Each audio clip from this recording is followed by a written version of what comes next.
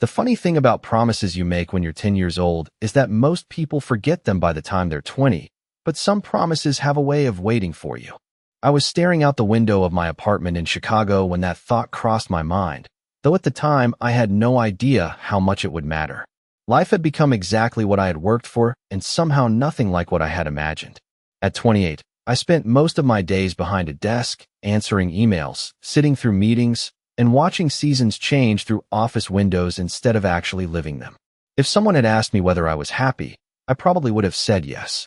If they had asked me whether I felt fulfilled, I wouldn't have known how to answer. Back when I was a kid growing up in a small town in Ohio, life felt simpler.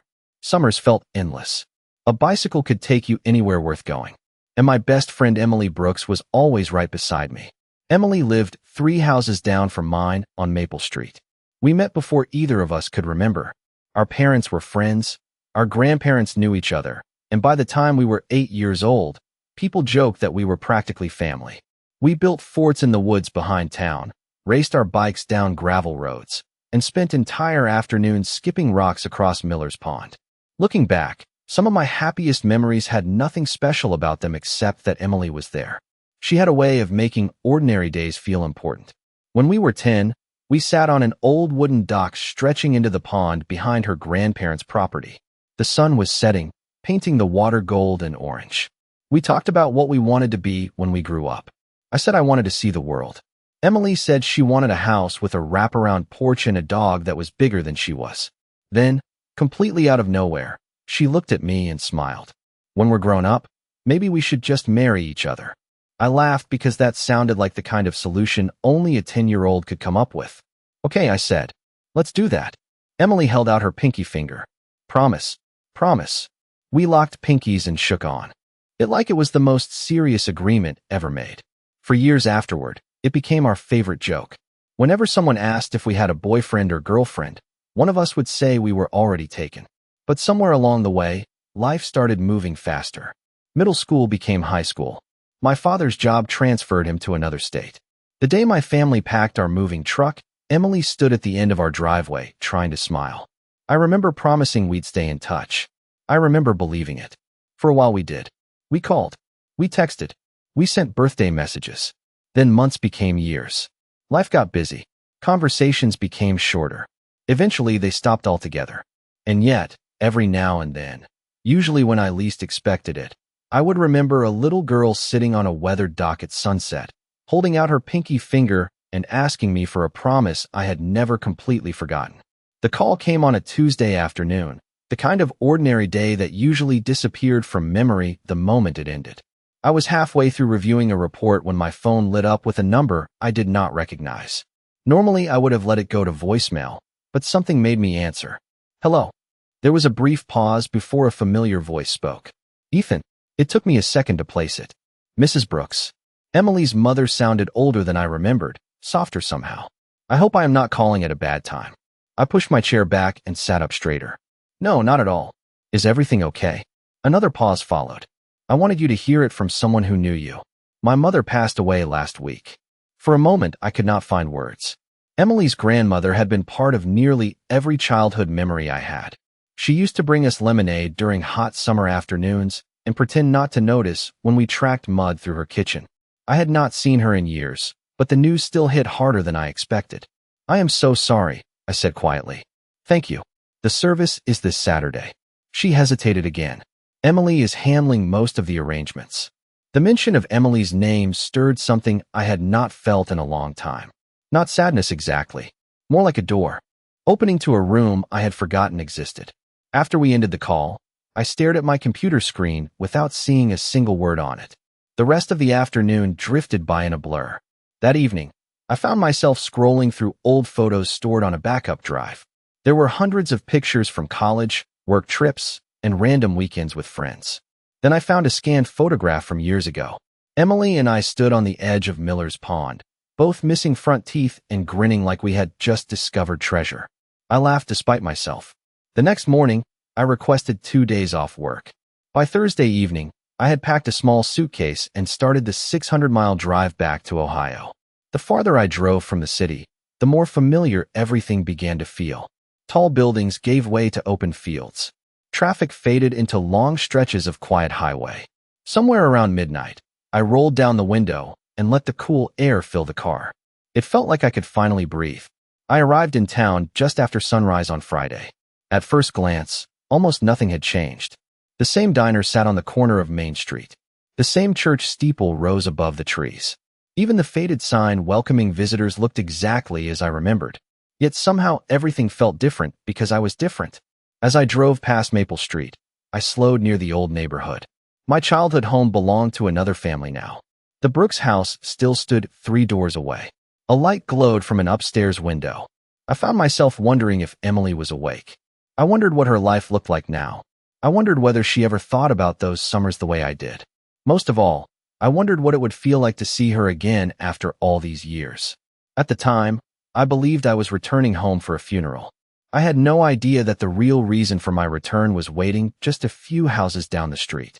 Saturday morning arrived with gray skies and the kind of quiet that seems to settle over small towns when everyone is thinking about the same thing. I parked near the church and sat in my car for a moment, staring at the entrance. Part of me was there to pay my respects. Another part was trying to prepare for something I had avoided thinking about ever since I got the phone call. Seeing Emily again. I finally stepped out and walked inside. The church looked almost exactly as I remembered. The wooden pews, the stained glass windows, even the faint scent of old books and polished floors brought back memories I had not visited in years. People filled the room, many of them familiar faces I had not seen since high school. Some recognized me immediately.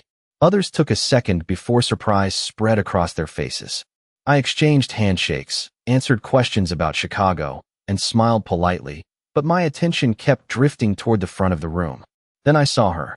Emily stood near a table covered with photographs of her grandmother. For a second, everything else seemed to disappear. She looked different, of course. We were not kids anymore. Her hair was longer than I remembered, and there was a confidence in the way she carried herself that had not been there when we were teenagers. Yet somehow she was still unmistakably Emily. I recognized her instantly. What surprised me most was the expression on her face. I expected sadness, maybe exhaustion. Instead, she looked composed, almost distant, as if she had carefully built walls around her emotions and was determined not to let anyone see beyond them. For several minutes, I debated whether to walk over. Then she glanced up and spotted me. Her eyes widened slightly, not dramatically, just enough to tell me she had not expected me to be there. I lifted a hand in a small wave. She nodded once and continued speaking with someone beside her. I told myself not to read too much into it. After all, she was dealing with a difficult day. The service began shortly afterward. As people shared stories about her grandmother, I found myself smiling more than crying. She had lived the kind of life people celebrated, the kind that left behind countless memories and grateful hearts. When it ended, everyone slowly moved outside into the cool afternoon air. I was standing near the church steps when I heard my name. Ethan. I turned around. Emily stood a few feet away. Up close, the years seemed even more obvious. We had both changed. We had both lived entire lives since the last time we stood face to face. Hi, Emily. She studied me for a moment. You actually came. I laughed softly. Of course I came. Something flickered across her expression. Surprise maybe. Or relief. It vanished too quickly for me to be sure. Thank you, she said. Grandma always asked about you. That sentence caught me off guard. She did. Emily nodded. More often than you would probably believe. Before I could respond, someone called her name from across the parking lot. She glanced in that direction, then back at me. There is a reception at the community hall in an hour. You should come. I will. She gave a small smile that felt familiar and unfamiliar at the same time. Then she walked away. I watched her disappear into the crowd, and one question settled into my mind. If her grandmother had spent all those years asking about me, then why did it suddenly feel like Emily had been expecting me to stay gone forever? The reception hall sat only a few blocks from the church, and by the time I arrived, most of the town seemed to be there. Conversations filled the room, mixing with the sound of coffee cups and quiet laughter as people shared stories about Emily's grandmother. I spent the first half hour talking with people I had not seen in years. Every conversation seemed to begin the same way. They asked how long I had been back, whether I liked Chicago, and if I planned to stay in town for a while. I gave the same answers over and over, but my attention kept drifting across the room. Emily moved from table to table, thanking people for coming and making sure everyone felt welcome. She seemed completely in control of everything. Yet there was something different about her. The Emily I remembered had always been easy to read. If she was excited, everyone knew it. If she was upset, she never pretended otherwise. This version of Emily kept her emotions carefully hidden behind polite smiles. Eventually, our paths crossed near a table covered with family photographs. She noticed me studying one of the pictures and stepped beside me. "That was taken the summer before you moved away," she said. I looked closer. The photo showed a group of us at a town picnic. Emily and I stood in the center holding blue ribbons from some kids' contest neither of us could remember winning. "I cannot believe your grandmother kept all of these." Emily smiled faintly. "Grandma never threw anything away." For a moment, the conversation felt easy, almost familiar. Then the silence stretched between us. I realized neither of us quite knew how to bridge 12 years of distance. "You seem different," I finally admitted. Emily raised an eyebrow. "Different good or different bad?" "Just different." She looked down at the photograph before answering. "People change." It was such a simple response, yet something about the way she said it made me feel there was more behind it. Before I could ask another question, she surprised me. "Do you have any plans tomorrow?" "Not really." "Good." She reached into her purse and pulled out a folded piece of paper. "Then I need you to go somewhere." I accepted the paper and unfolded it. Written across the front was an address I recognized immediately. My stomach tightened with surprise. It was the old dock behind her grandparents' property, the same place where we had spent countless summer evenings as kids. "Why?" I asked. Emily met my eyes. "Because there is something there I want you to see." "What am I looking for?" A small smile appeared on her face, the first genuine smile I had seen from her all day. "If I tell you, it defeats the purpose." I laughed softly. "Since when do you speak in riddles?" "Since people stopped keeping in touch." The words were delivered calmly, but they landed harder than she probably realized. Before I could respond, she stepped back. "Be there tomorrow at 10 in the morning." "Emily." She paused. "What is this about?" For the first time, I thought I saw a crack in the wall she had built around herself. Her expression softened for just a second. "That is what I want to find out too." Then she turned and walked away, leaving me standing there with a piece of paper in my hand and more questions than answers. The next morning, I arrived at the old property 10 minutes early. The gravel driveway looked smaller than I remembered, and the white farmhouse carried the kind of wear that only comes from decades of seasons passing by. The dock sat at the edge of the pond exactly where it always had, stretching over still water that reflected the cloudy sky above. I walked down the familiar path and immediately noticed something resting on one of the wooden boards. It was a small metal box. My first thought was that someone had forgotten it there. Then I saw my name written across the top in black marker. "Ethan." I picked it up and sat on the edge of the dock. Inside were several items that made my chest tighten before I even understood why. There was an old photograph of Emily and me sitting on this very dock. There was a faded friendship bracelet I had given her when we were 11. There was a ticket stub from a county fair we attended the summer before my family moved away. Beneath everything else sat a folded note. I opened it carefully. The handwriting was unmistakably Emily's. The note contained only one sentence. "Tell me which memory you forgot." I stared at the words for a long moment. At first I thought it was a trick question. Then I realized it was not about remembering one specific event. It was about whether I remembered any of it at all. I spent the next 20 minutes holding those objects and letting memories return one after another. The bracelet had come from a school fundraiser. I had spent $2 on it because Emily said the colors looked lucky. The fair ticket came from the night we rode the Ferris wheel twice because neither of us wanted the evening to end. Even the photograph had a story attached to it. Emily's grandmother had taken it right before we accidentally dropped an entire bag of potato chips into the pond. I found myself laughing alone on the dock. Then something else caught my attention. Beneath the note was another piece of paper with an address written on it. This one led to a small bookstore downtown. Confused but curious, I drove there immediately.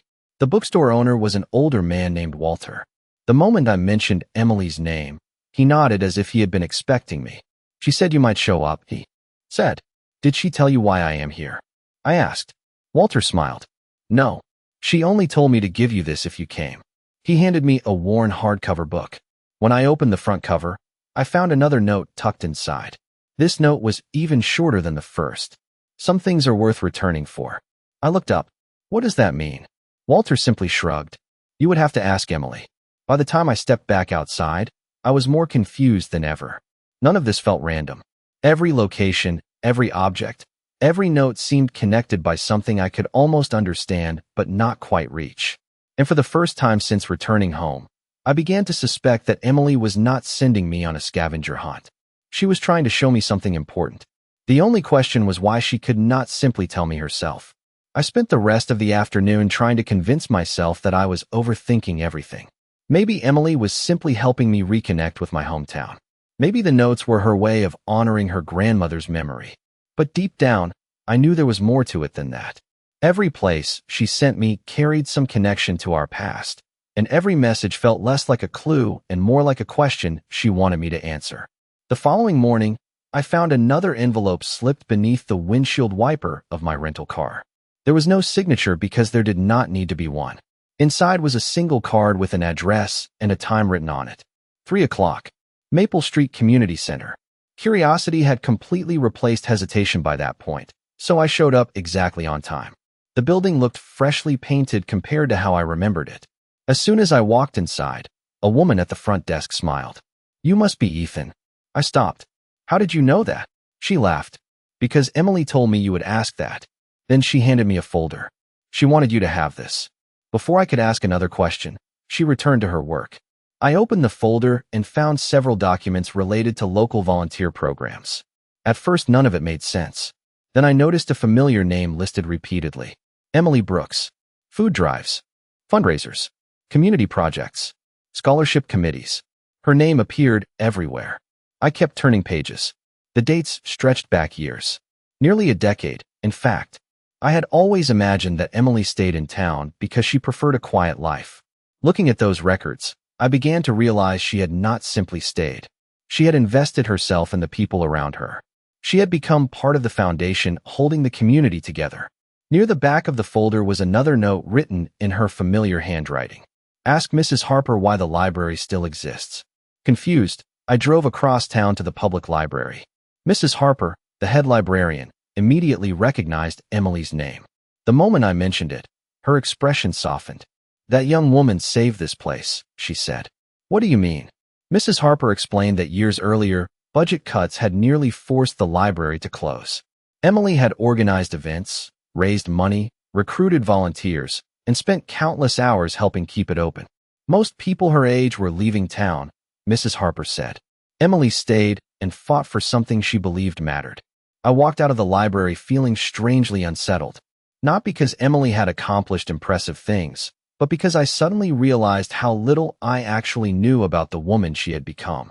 Somewhere along the way, I had frozen my image of her in childhood, while she had continued growing into someone remarkable. As I reached my car, my phone buzzed. A text message from an unknown number appeared on the screen. I did not need a name to know who sent it. The message contained only one sentence. You are finally starting to see what I wanted you to see. I stared at the words for several seconds before typing a reply. What exactly am I supposed to be seeing? The response arrived almost immediately. The years you missed. For the rest of the evening, those 4 words stayed with me. And for the first time, I began wondering whether this journey was not about rediscovering old memories at all. Maybe it was about understanding everything that happened after I left. The next clue arrived in a way I did not expect. Early the following morning, there was a knock on my hotel room door. When I opened it, nobody was there. The hallway was empty except for a small envelope resting on the carpet. I picked it up and immediately recognized Emily's handwriting. Inside was a key and a note. Go to Grandma's attic. The door is already unlocked. That was it. No explanation. No instructions. Just enough information to make sure I would go. An hour later, I found myself standing inside the old farmhouse again. Emily was nowhere in sight. Her mother greeted me warmly and simply pointed toward the staircase leading upstairs. It was clear she knew why I was there, but she offered no answers. The attic smelled like cedar wood and old memories. Sunlight filtered through a small round window, illuminating stacks of boxes that seemed untouched for years. I looked around until I noticed a wooden chest sitting against the far wall. The key fit perfectly. When I opened it, I froze. Inside were dozens of letters. Every single one was addressed to me. My name appeared again and again across envelopes dated over the last 12 years. My hands trembled as I picked up the first one. The postmark section was blank. None of them had ever been mailed. I carefully unfolded the oldest letter. Emily had written about her first semester of college at the community college nearby. She talked about missing her grandmother's cooking and wondering whether I liked living in a bigger city. The next letter described her first full-time job. Another talked about a local festival. Another mentioned watching the first snowfall of winter and remembering the snow forts we used to build together. I sat on the attic floor for what felt like hours, reading pieces of a life I had never known. Some letters were cheerful. Some were thoughtful. A few revealed moments of doubt and loneliness. Yet one thing remained constant throughout all of them.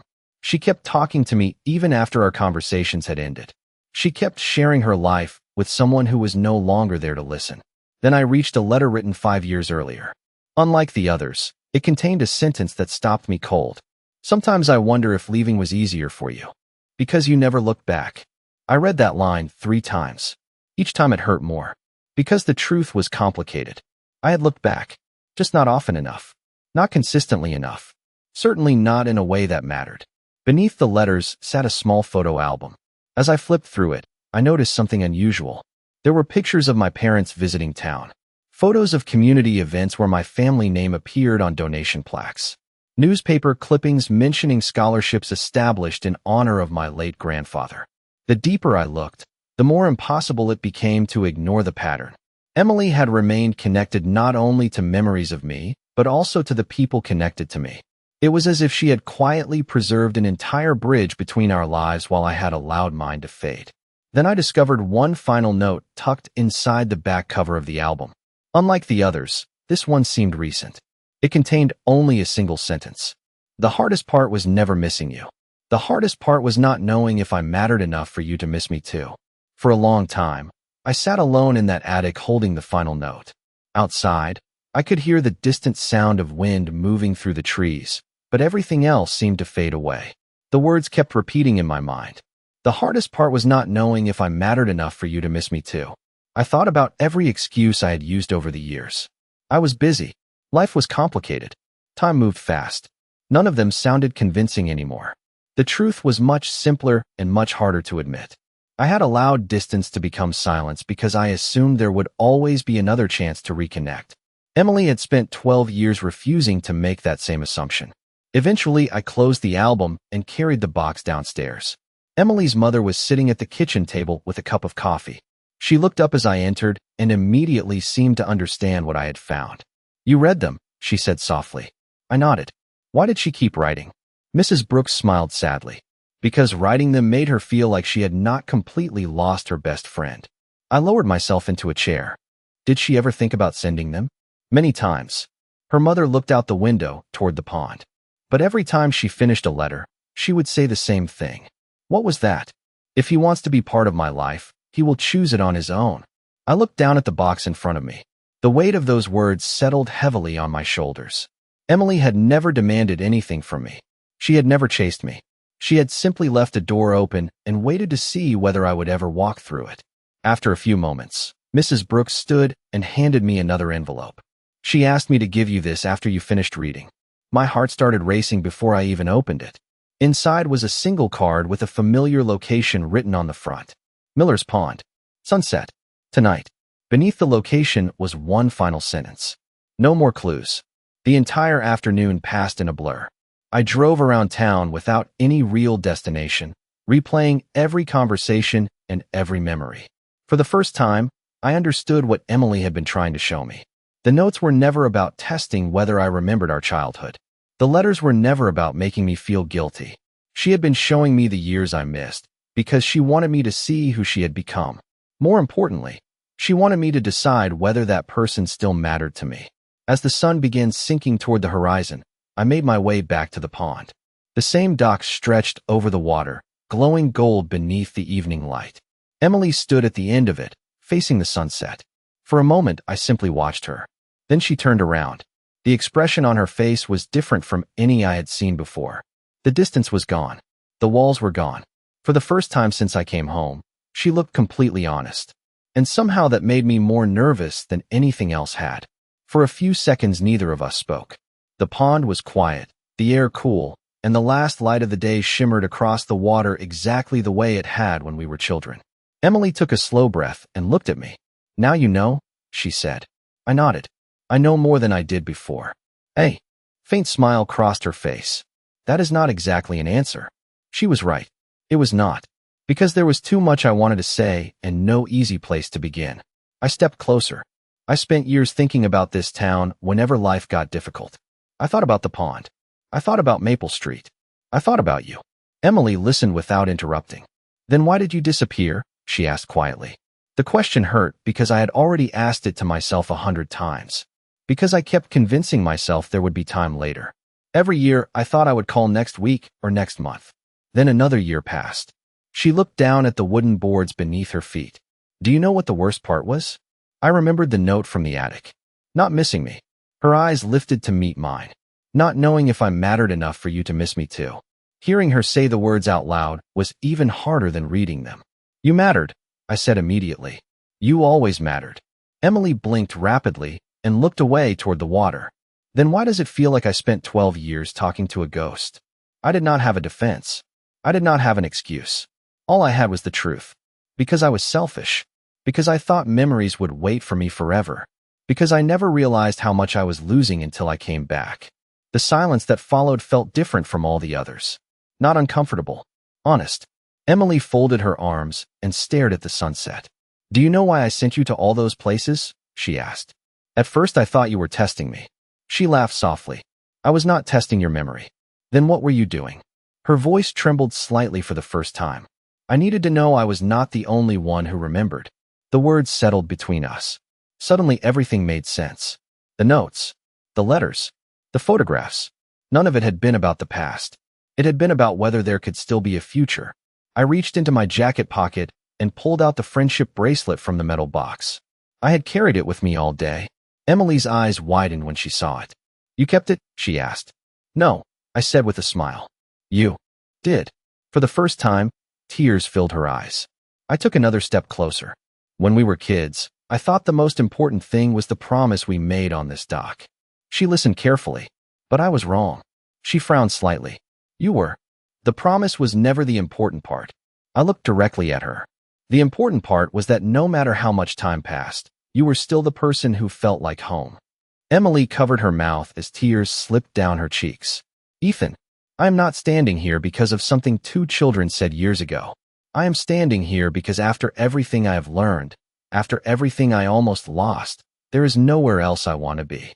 For a moment, she simply stared at me. Then she laughed through her tears. "You really took your time figuring that out." I laughed too. "I know." She shook her head and stepped forward until only inches separated us. "Good thing I am patient." The sun disappeared behind the horizon as she slipped her hand into mine. It felt strangely familiar, as though 12 years had folded into a single moment. Looking back now, people sometimes ask when our story began. They expect me to say it started on that dock when we were 10 years old. The truth is different.